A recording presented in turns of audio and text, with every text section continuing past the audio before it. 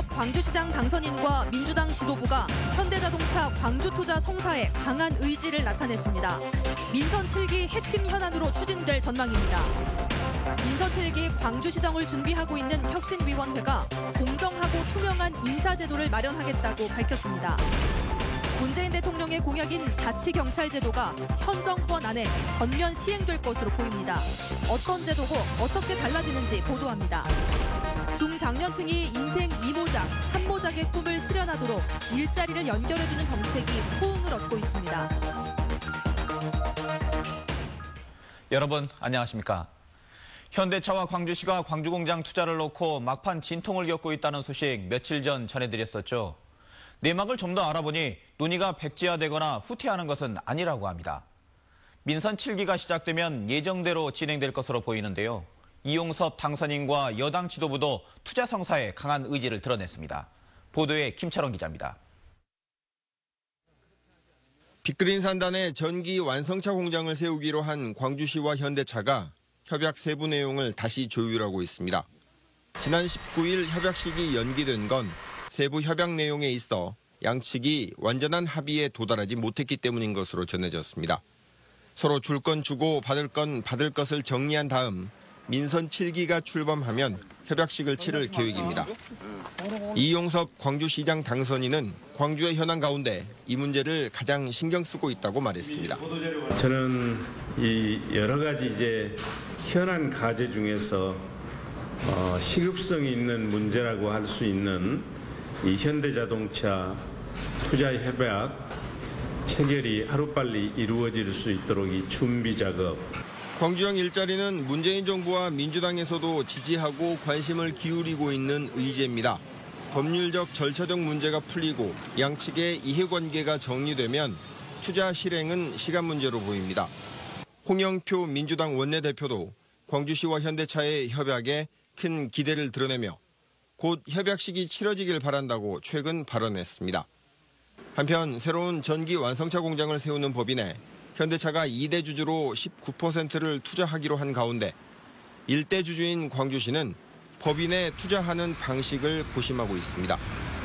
자치단체가 거액의 금액을 직접 투자하기 위해서는 절차와 시간이 요구되기 때문인데 박근혜 정부 때 신생기업 지원을 위해 만들어진 광주 창조경제혁신센터를 통해 지분을 투자하는 방식이 유력한 것으로 전해졌습니다.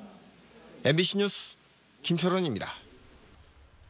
민선 7기 출범을 준비하는 광주혁신위원회가 공정하고 투명한 인사제도를 마련하겠다고 밝혔습니다. 혁신위 박재영 시민주권분과위원장은 모든 직원이 인사에 신경을 쓰지 않고 자기 업무에 전념할 수 있도록 희망 인사 시스템을 구축하겠다고 밝혔습니다. 이를 위해 직원들의 인사 보충 등에 대해 시장과 1대1 대화가 가능한 한라인 개설도 검토하고 있습니다. 박재영 위원장은 그러나 광주시 산하 공공기관과 출연 출자 기관장 인사에 대해서는 당선인이 알아서 할 문제라고 선을 그었습니다. 6.13 지방선거에서 선출된 23명의 광주시 의원들 가운데 재선 의원 3명이 의장선거에 출마합니다. 재선에 성공한 김동찬, 김용집, 반재신 의원은 다음 달 개막하는 제8대 광주시의회 전반기 의장선거에 도전하기로 하고 초선 당선인들을 상대로 득표 작업을 벌이고 있습니다. 의장선거는 다음 달 9일에 열리는 제8대 광주시의회 본회의에서 진행될 것으로 예상되며 세 후보 가운데 과반 득표자가 없으면 1, 2 후보 간 결선 투표를 통해 의장을 선출합니다. 문재인 정부가 검경 수사권 조정과 함께 대선 공약이었던 자치경찰제를 본격적으로 추진하기로 했습니다. 내년에 일부 지역에서 시범 운영을 한 뒤 대통령 임기 안에 전국적으로 확대 시행될 예정인데요. 자치경찰제란 무엇이고 어떤 변화를 가져오게 될지 김민정 기자가 취재했습니다. 정부가 발표한 검경 수사권 조정 합의안에는 수사권 조정의 전제로 중앙정부의 경찰권을 분산하는 자치경찰제 시행이 포함됐습니다. 자치경찰제란 경찰이 국가공무원으로 전국적으로 일원화되어 있는 현재와 달리 각 지역별로 자치단체장 아래 경찰을 두고 운영하는 제도입니다. 지난 2006년부터 제주에서만 운영돼 온 자치경찰은 무늬만 자치경찰이라는 빈축을 살 정도로 권한이 적었지만 정부는 이 틀을 뛰어넘는 확대된 자치경찰제를 내년 안에 서울, 제주, 세종시에서 시범 실시합니다. 2020년 안에는 광주와 전남을 포함한 전국으로 확대됩니다. 전문가들이 모여서 어떻게 넘길 것인가, 얼마만큼 일단 시범 실시를 한다는 말씀드렸습니다. 시범 실시를 해서 거기서 시행착오를 겪어서 문제점을 보완해서 실시할 거기 때문에 자치경찰제의 핵심은 국가에 집중돼 있던 경찰권을 분산시켜 생활안전, 교통, 지역 범죄 등 지역 밀착 서비스를 하도록 하고 그 권한과 책임을 주민이 뽑는 자치단체장에게 두는 겁니다. 잘 운영될 경우 경찰력을 어떻게 쓸지에 지역민 의견이 반영되는 폭이 커집니다. 특정 지역의 특정 현안을 해결할 수 있는 치안이 되겠죠. 지역 주민이 원하는 쪽으로 이제 움직일 것 같고, 그렇게 하지 않으면 향후 이제 그 자치단체장에 대한 정치적 책임으로 돌아갈 수가 있겠죠. 그러나 경찰이 지방정부 밑으로 들어가면 토착 세력화되어 비리가 발생할 가능성, 각 지역의 상황에 따라 치안 서비스 수준이 달라질 수 있는 점 등은 우려되는 단점입니다. 한편 자치경찰의 권한과 인력, 업무에 대한 사항은 경찰이 계획안을 제출한 뒤 대통령 소속 자치분권위원회가 결정하게 됩니다. MBC 뉴스 김인정입니다.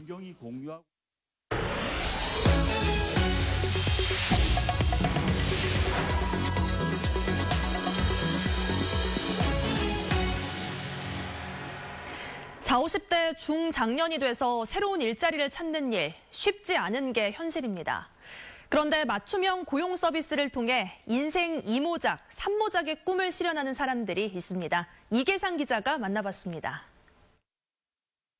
바퀴와 운전대 등을 조립해서 자전거를 완성하는 손놀림이 능숙해 보입니다. 52살 주민호 씨는 2달 전부터 자전거를 조립하는 일을 시작했습니다. 철물 유통업과 김치 판매업 등 자영업을 했던 주 씨는 연이어 사업 실패를 경험한 뒤 이 공장에 어렵사리 취업했습니다. 안정적으로 급여를 받고 새로 시작한 일이 적성에도 맞다 보니 출근하는 길이 즐겁기만 합니다. 하루 일과를 보낼 때 올 때 출근하는 마음이 굉장히 가벼웠더라고요. 그래서 지금 현재 이제 뭐 2달 됐지만은 앞으로 계속 쭉 그렇게 되지 않을까. 결혼을 하고 아이를 키우느라 직장을 그만둬야 했던 51살 서경순 씨도 직업 상담사 자격증을 따서 건설 노동자의 일자리를 소개해주는 일을 시작했습니다.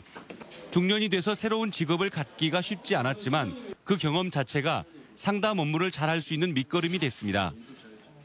퇴직 후에 무엇을 할 것인지에 관련된 부분들을 퇴직하기 전에 생각을 하고 준비를 했으면 좋겠다라고 하는 그런 이야기들을 많이 드리죠. 40살 이상의 구직자가 재취업에 성공할 수 있도록 지원하는 중장년 일자리 희망센터가 재작년부터 광주에서 운영되고 있습니다. 2년 반 동안 2,200여 명이 이곳을 통해서 인생 2모작, 3모작의 꿈을 이뤘습니다.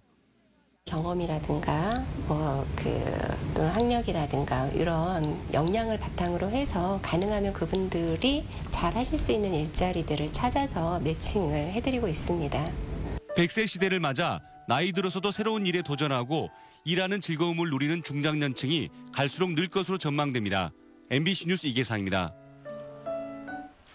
네, 일자리를 구하는 건 청년들에게도 절실한 문제죠. 고용 환경이 열악한 광주와 전남은 더욱 그렇습니다. 이런 갈증을 해소하기 위한 희망버스가 좋은 반응을 얻고 있다고 합니다. 박영훈 기자가 동행 취재했습니다. 구직자들을 실은 버스가 지역 업체에 도착합니다. 청년 희망버스입니다. 전문가들로부터 상담을 받은 구직자들이 직접 취업을 원하는 업체를 방문해 현장을 둘러보고 면접을 통해 일자리를 얻을 기회를 갖고 있습니다. 여기서는 컨설팅에서 이제 면접에서 어떻게 하는 게 좋다 그런 것도 상세히 알려주시고 해서 그런 부분에서 아무래도 좀 체계적으로 알려주니까 좋은 것 같아요.